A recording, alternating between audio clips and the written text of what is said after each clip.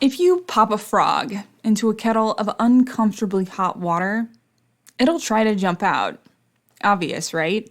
But what happens if you put a frog into a kettle of cool water and gradually turn up the heat? And what happens if it's not actually a frog? What if it's you? And the kettle of water is a relationship gone wrong? Truth be told, relationships can be hard sometimes. In this series, we will explore issues that come up when things aren't so happily ever after.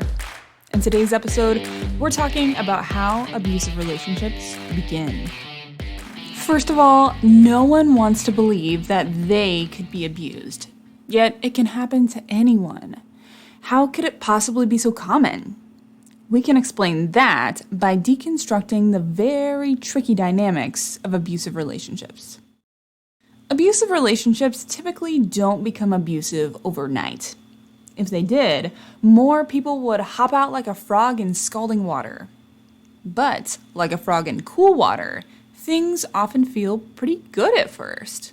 Sometimes these relationships are super passionate, romantic, or otherwise normal, which makes it confusing when things start going downhill. Back to our frog analogy, this is when someone turns the burner on.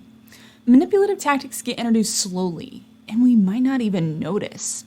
A little bit of controlling or jealous behavior here and there might not seem like a big deal at first, especially if your relationship feels good a lot of the time. And if you do notice something is wrong, your partner will probably tell you that you're overreacting. By the time the water gets hot enough to sound the alarm bells, our frog has already gotten used to a very high temperature. The same is true for someone in an abusive relationship.